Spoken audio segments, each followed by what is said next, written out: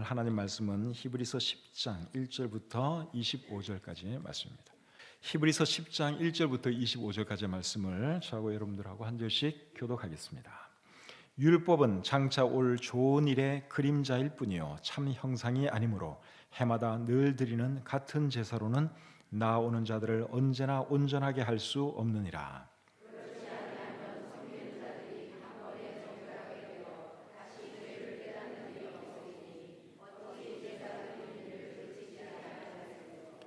그러나 이 제사들에는 해마다 죄를 기억하게 하는 것이 있나니 그러므로 주께서 세상에 임하실 때에 이르시되 하나님이 제사와 예물을 원하지 아니하시고 오직 나를 위하여 한 몸을 예비하셨도다. 이에 내가 말하기를 하나님이여 보시옵소서 두루마리 책에 나를 가리켜 기록된 것과 같이 하나님의 뜻을 행하러 왔나이다 하셨느니라.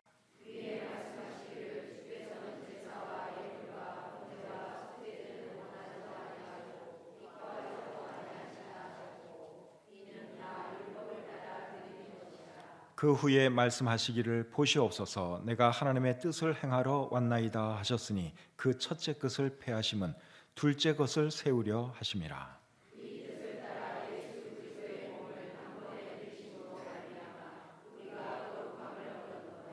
제사장마다 매일 서서 섬기며 자주 같은 제사를 드리되 이 제사는 언제나 죄를 없게 하지 못하거니와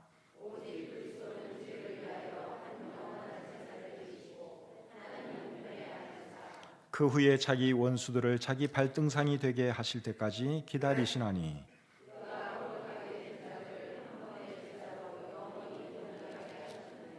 또한 성령이 우리에게 증언하시되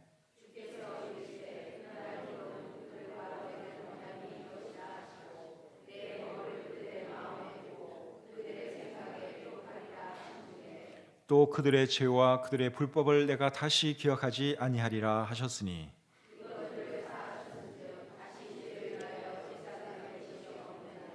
그러므로 형제들아 우리가 예수의 피를 힘입어 성소에 들어갈 담력을 얻었나니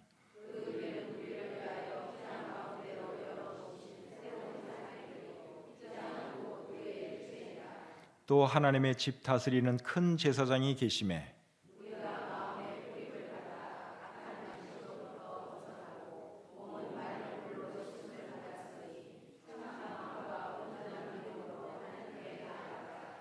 또 약속하신 이는 미쁘시니 우리가 믿는 도리의 소망을 움직이지 말며 굳게 잡고 다 같이요 모이기를 피하는 어떤 사람들의 습관과 같이 하지 말고 오직 권하여 그날이 가까움을 볼수록 더욱 그리하자. 아멘.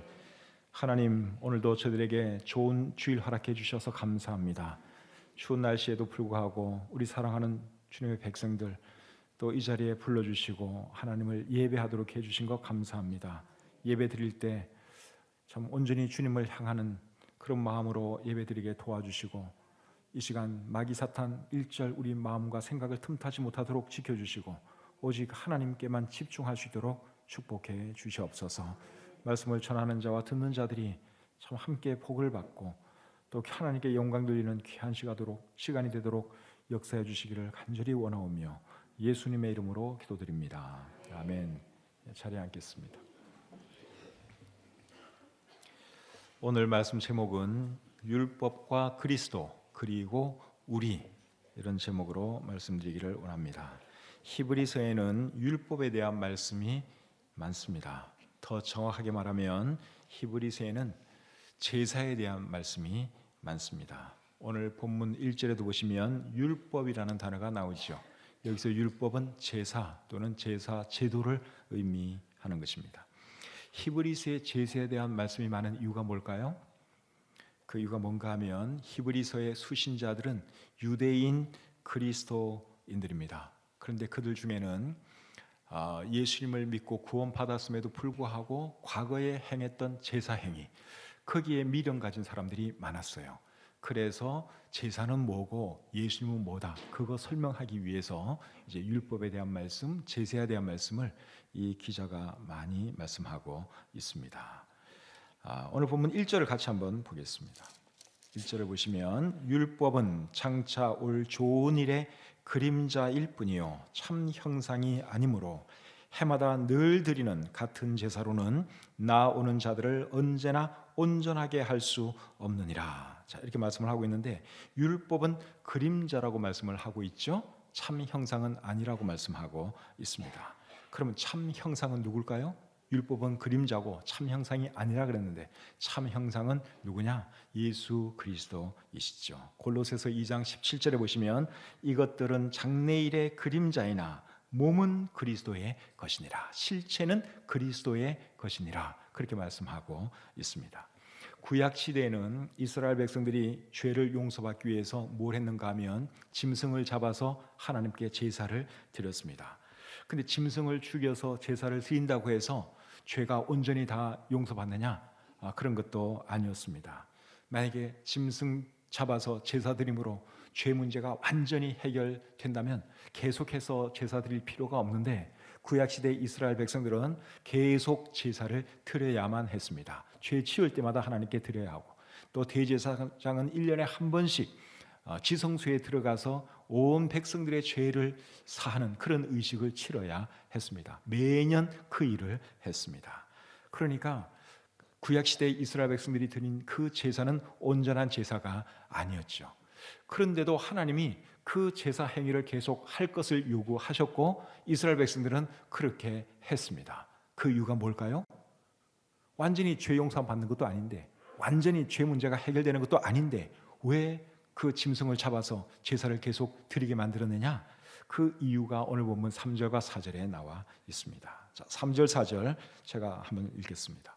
그러나 이 제사드리는 해마다 죄를 기억하게 하는 것이 있나니 이는 황소와 염소의 피가 능히 죄를 없이 하지 못함이라. 황소와 염소의 피가 능히 죄를 없이 하지 못하는데 그런데 어떤 효과가 있는가 하면 해마다 죄를 기억하게 하는 것이라고 말씀하고 있습니다. 그러니까 제사 드릴 때마다 이스라엘 백성들은 뭘 생각하는 것입니까?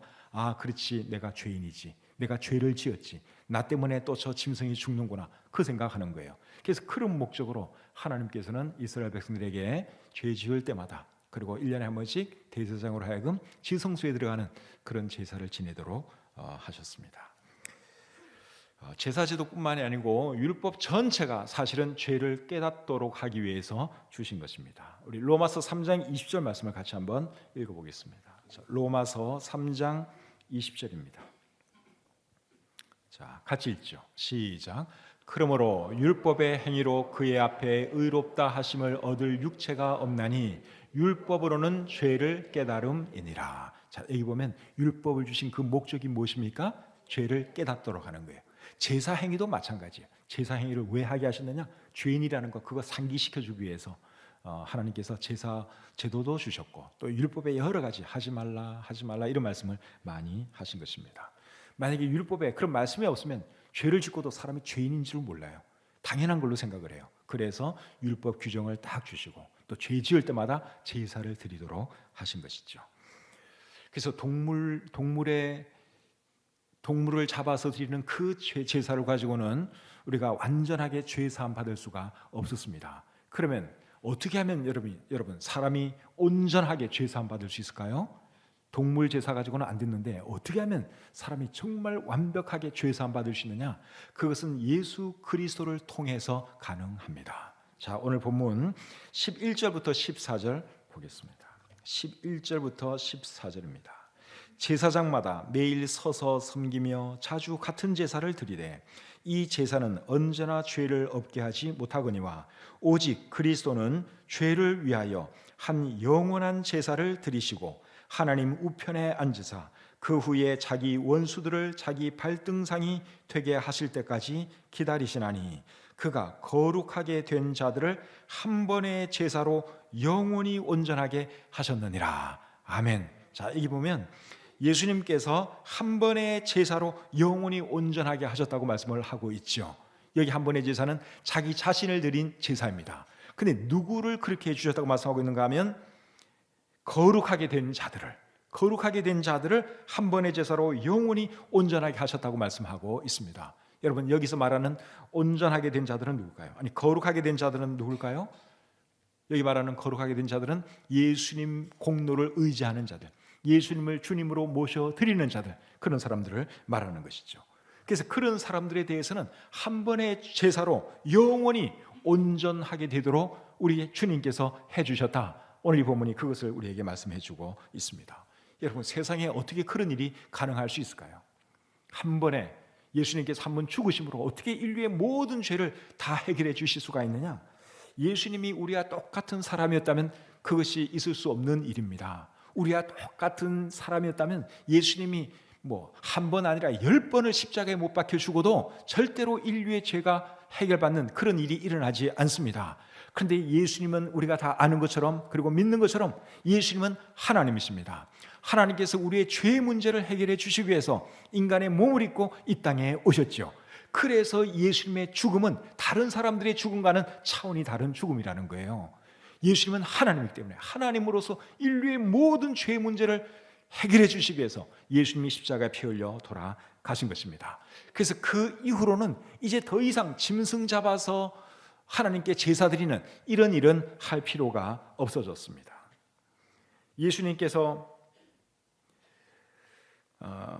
십자가에 달려 돌아가실 때 여러분, 성소의 휘장이 찢어지는 그런 놀라운 일이 일어났죠. 그것이 오늘 본문 19절과 20절에 있는데 한번 보겠습니다. 19절 20절입니다. 같이 한번 읽어볼까요? 시작. 그러므로 형제들아, 우리가 예수의 피를 힘입어 성소에 들어갈 담력을 얻었나니 그 길은 우리를 위하여 휘장 가운데로 열어놓으신 새로운 살 길이요, 휘장은 곧 그의 육체니라. 예수님께서 십자가에서 운명하시는 그 순간 어떤 일이 일어났는가 하면 성전 안에 있는 휘장이 위에서부터 아래로 둘로 찢어졌습니다. 그 휘장, 그 커튼은 성소와 지성소를 가로막는 휘장이에요. 지성소는 하나님의 임재를 상징하는 곳입니다. 그 안에는 아무나 들어갈 수가 없어요. 들여다봐도 죽습니다. 거기는 오직 대제사장만 1년에 한 번 들어가서 이제 짐승의 피로 제사를 드리는 곳인데, 예수님이 돌아가시는 그 순간에 성소의 휘장이 위에서부터 아래로 찢어서 둘이 되었어요. 여러분, 그것이 무엇을 의미하는 것이겠습니까? 이제는 누구라도 하나님께 나아갈 수 있다. 그것을 나타내 보여주신 사건이 바로 그 사건입니다. 19절과 20절 제가 다시 한번 읽겠습니다. 그러므로 형제들아, 우리가 예수의 피를 힘입어 성소에 들어갈 담력을 얻었나니, 여기 성소는 지성소를 말하는 거예요. 지성소에 들어갈 담력을 얻었나니 그 길은 우리를 위하여 휘장 가운데로 열어놓으신 새로운 살 길이요, 휘장은 곧 그의 육체니라. 그래서 예수님은 자신의 육체를 찢어서 우리로 하여금 하나님의 존전에 나아갈 수 있도록 해 주셨습니다.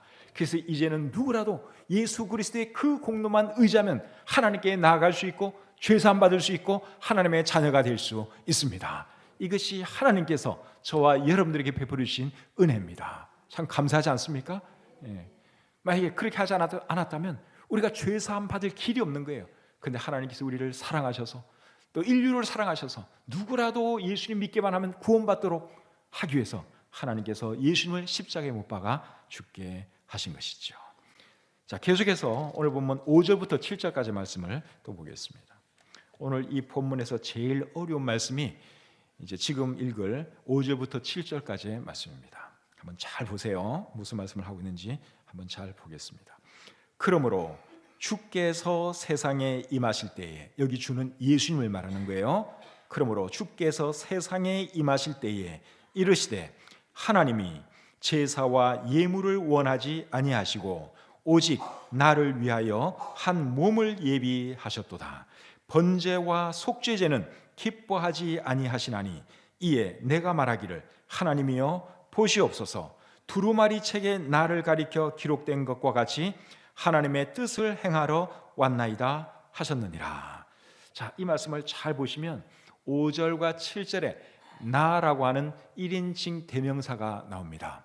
여기서 말하는 나는 누구일까요? 그렇죠, 예수님이세요. 왜냐하면 5절 앞부분에서 주께서 세상에 임하실 때에 이르시되 그렇게 말을 했으니까 예수님께서 이제 하시는 말씀이다, 그 말이에요.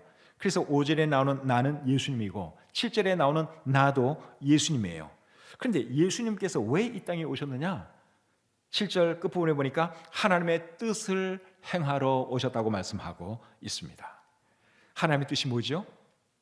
십자가에 달려 죽으심으로 모든 사람의 죄를 용서해 주는 것, 예수님 자신이 속죄의 제물이 되는 것, 그것이 하나님의 뜻이죠. 그런데 오늘 방금 읽은 이 말씀 중에서 5절 말씀에 있는 그 표현이 상당히 독특합니다. 5절 말씀을 여러분 잘 보세요. 하반절, 하나님이, 예수님이 하시는 말씀이에요. 하나님이 제사와 예물을 원하지 아니하시고 오직 나를 위하여 한 몸을 예비하셨도다. 여기 나는 예수님인데 하나님이 예수님을 위하여 한 몸을 예비하셨다고 예수님이 그렇게 지금 말씀을 하고 있습니다. 근데 이 표현이 굉장히 독특한 표현이에요. 하나님이 나를 위하여 한 몸을 예비하셨다.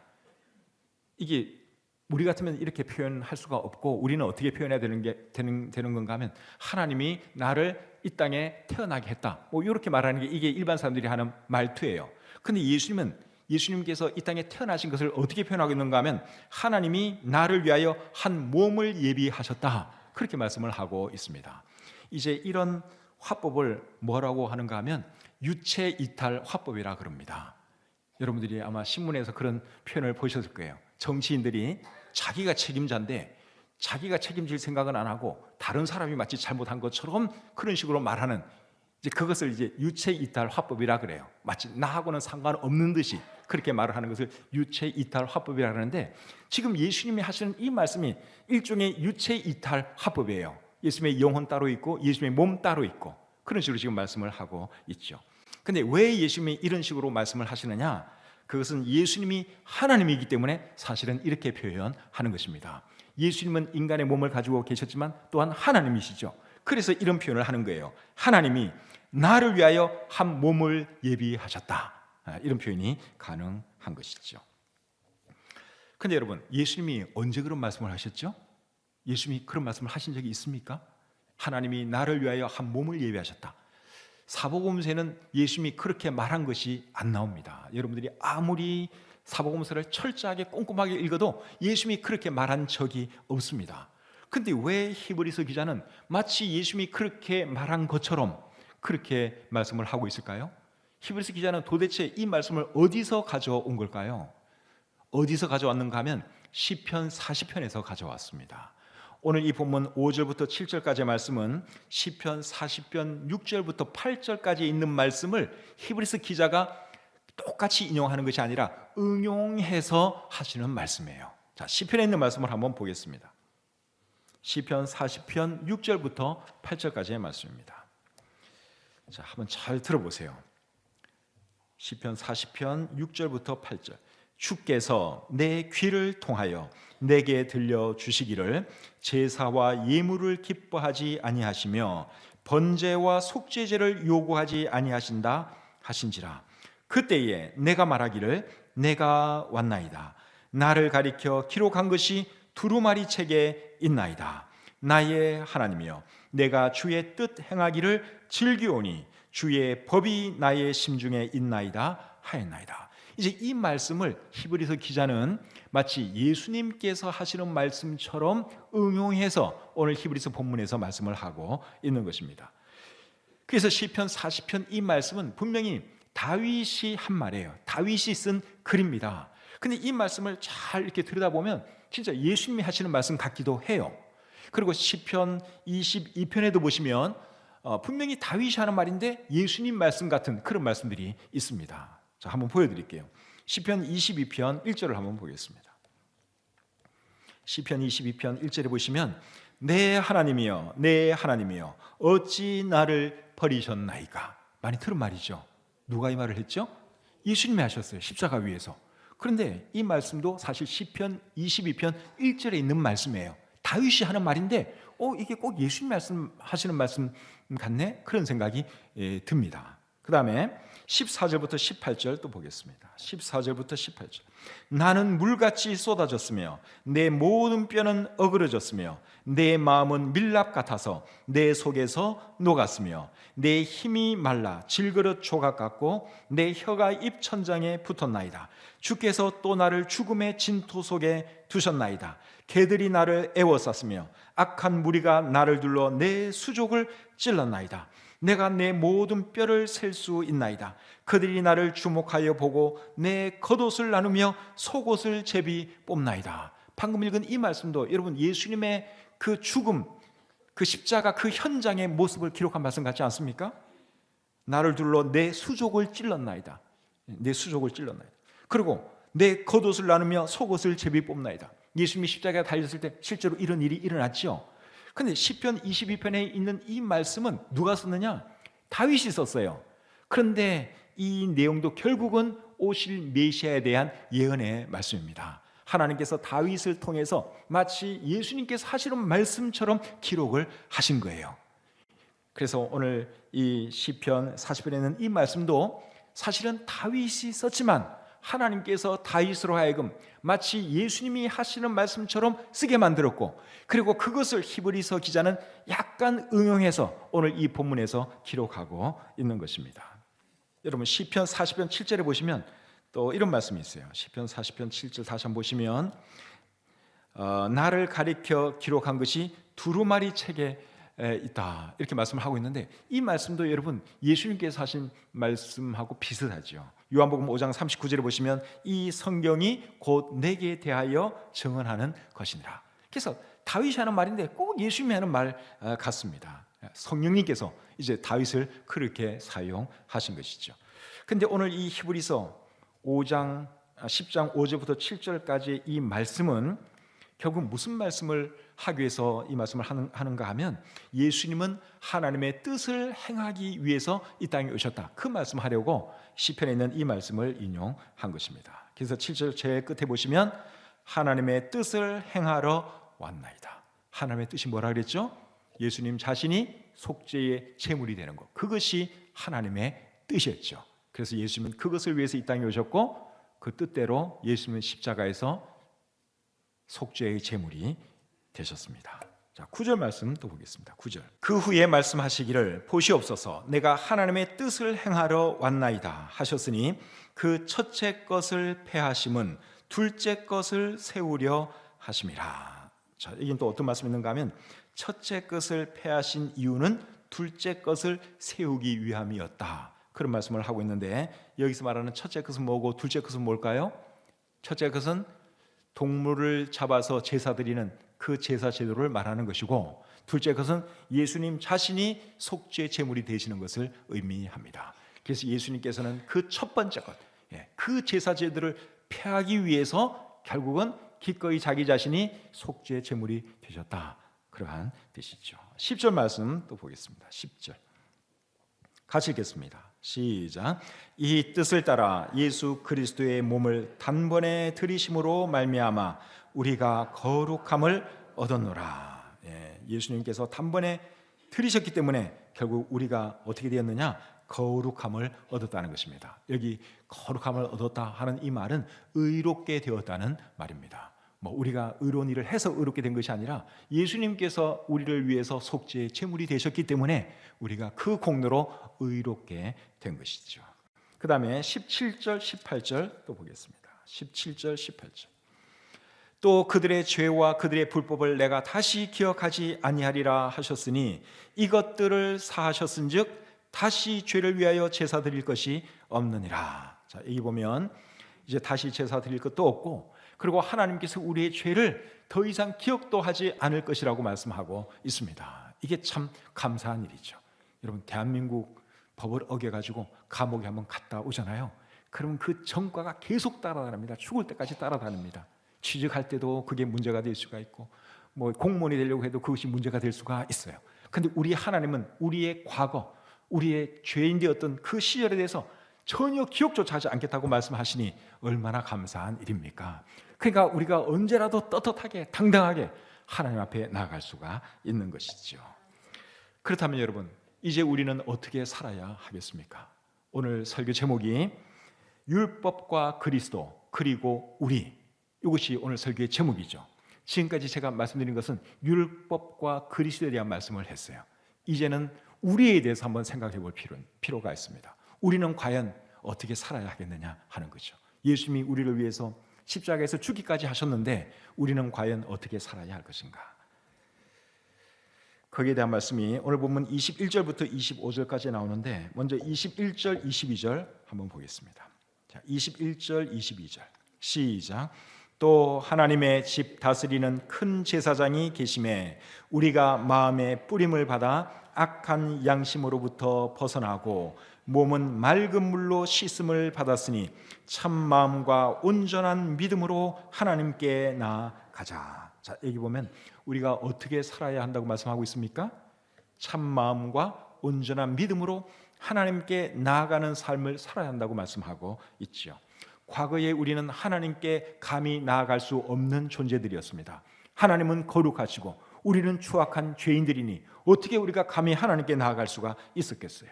그런데 이제는 우리가 하나님께 나아갈 수 있습니다. 예수님께서 우리의 모든 죄 문제를 해결해 주셨기 때문에 우리는 하나님께 나아갈 수 있습니다. 오늘 여러분들이 이 추운 날씨에도 예배드리러 나오셨죠? 이거 하나님께 나아가는 행위입니다. 여러분들 오늘 예배드리는 거 이게 지금 우리가 하나님께 나아가는 행위죠. 여러분들이 하나님께 기도하시죠? 그것도 하나님께 나아가는 행위입니다. 우리가 어떻게 감히 하나님을 예배하고 하나님께 기도할 수 있는 그런 사람이 되었느냐? 예수님 덕분입니다. 그래서 우리가 참 예수님께 감사하면서 살아야 하는 것이죠. 그런데 하나님께 나아갈 때는 참 마음과 온전한 믿음으로 나아가야 된다고 말씀하고 있습니다. 참 마음과 온전한 믿음. 참 마음이라는 것은 참된 마음, 진실한 마음 이런 뜻이죠. 참 마음의 반대말은 거짓된 마음. 그래서 우리가 하나님께 나아갈 때는 절대로 거짓된 마음, 위선적인 마음 이런 거 가지고 나가면 안 됩니다. 그리고 온전한 믿음이라고 하는 것은 하나님께 대한 온전한 믿음을 뜻하지요. 하나님은 어떤 사람들을 좋아하는가 하면 믿음 있는 사람을 좋아하세요. 그래서 우리가 정말 하나님께 나아갈 때는 온전한 믿음과 참 마음을 가지고 나아가야 하는 것입니다. 우리가 사람들 만날 때도 그렇잖아요. 사람들 만날 때도 여러분 거짓된 마음을 만난다든가 의심하면서 만나면 사람들이 안 좋아하죠. 하나님도 똑같으세요. 그래서 우리가 하나님을 만날 때는 하나님께 나아갈 때는 정말 진실한 마음, 그리고 거짓 없는 마음, 그리고 온전한 믿음, 하나님을 철저하게 신뢰하는 그런 마음을 가지고 하나님께 나아가야 하는 것입니다. 그런 삶을 살아가시는 저와 여러분들이 되시기를 바랍니다. 23절 또 보겠습니다. 23절 같이 읽겠습니다. 시작. 또 약속하신 이는 믿으시니 우리가 믿는 도리의 소망을 움직이지 말며 굳게 잡고. 자, 이번에는 어떤 말씀을 하는가 하면 우리가 믿는 도리의 소망을 굳게 잡을 것을 말씀하고 있죠. 우리가 믿는 도리의 소망이 무엇입니까? 예수님을 믿는 믿음, 예수만에 있는 소망을 말하죠. 그런데 특별히 왜 히브리서 수신자들이 이런 말씀을 하느냐? 히브리서 기자가 이런 말씀을 하는가 하면 히브리서 수신자들 중에는 예수님에 대해서 의심하는 사람들도 있었어요. 믿음이 약한 사람들도 있어요. 예수님이 하신 그 약속에 대해서도 확실하게 붙들지 못하는 사람들이 있었습니다. 지금 우리 중에도 그런 사람들이 있을지 모르겠어요. 혹시 그런 분 계시면 여러분 예수님께 대한 믿음을 확실히 할 수 있기를 바랍니다. 그리고 예수님께서 말씀하신 그 소망에 대해서도 여러분 확실하게 붙들고 살아가시기를 바랍니다. 우리 예수님은 하나님 맞습니다. 다시 살아나신 것도 맞고, 그러니까 우리가 예수님 믿으려면 확실하게 믿어야 하는 것이고, 또 예수님이 다시 오신다고 약속하셨으면 그 약속 붙들고 우리가 소망 중에 살아야 하는 것이죠. 그냥 이 세상이 전부인 것처럼 이 세상의 모든 것 걸고 살아갈 것이 아니라 우리 주님 바라보면서 또 천국 갈 거 생각하면서 우리가 살아야 하는 것입니다. 그래서 우리가 믿는 도리의 소망을 움직이지 말고 굳게 잡아야 한다 하는 것을 오늘 이 본문이 우리에게 말씀하고 있습니다. 그 다음에 14절 또 읽죠. 14절 시작. 서로 돌아보아 사랑과 선행을 격려하며. 자, 다시 24절 다시 읽겠습니다. 자, 성경을 보시면 되죠. 자막만 의지하지 마시고 성경을 의지하세요. 성경 시작. 서로 돌아보아 사랑과 선행을 격려하며. 자, 됐습니다. 24절만. 24절에 보면 서로 돌아보아 사랑과 선행을 격려하라 그렇게 말씀을 하고 있죠. 사랑과 선행은 성경의 중요한 가르침입니다. 여기 말하는 사랑은 하나님과 사람에 대한 사랑을 말하죠.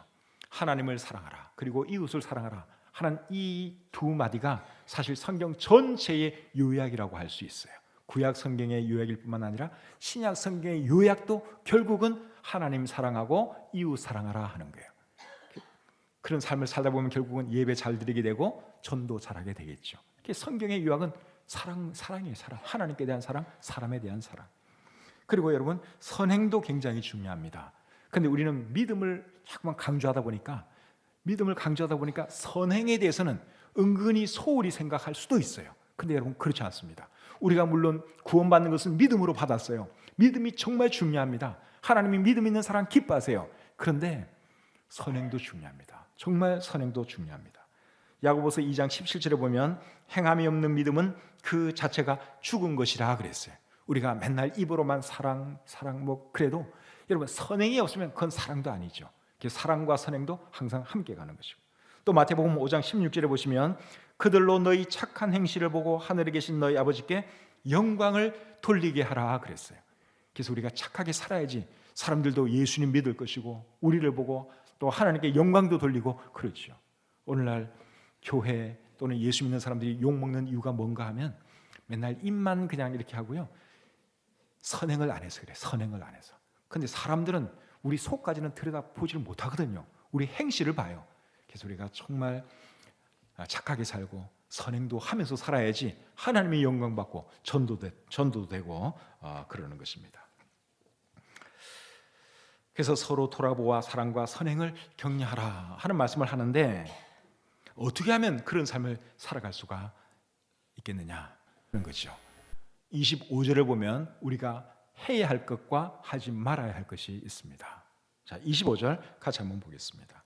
25절 말씀은 24절 말씀에 대한 설명이라 그럴까? 그 방법을 지금 이야기하는 말씀이에요. 자, 25절 같이 읽겠습니다. 시작. 모이기를 피하는 어떤 사람들의 습관과 같이 하지 말고 오직 권하여 그날이 가까움을 볼수록 더욱 그리하자. 우리가 하지 말아야 할 것이 뭔가 하면 모이기를 피하는 어떤 사람들의 습관과 같이 하지 말아야 합니다. 요즘은 과거에 비해서 사람들이 잘 모이려고 하지를 않는 것 같습니다. 이 날이 갈수록 점점 이 예배 모임이 풍성해져야 되는데 우리 교회뿐만이 아니라 대다수 지금 한국 교회가 잘 모이지를 않습니다.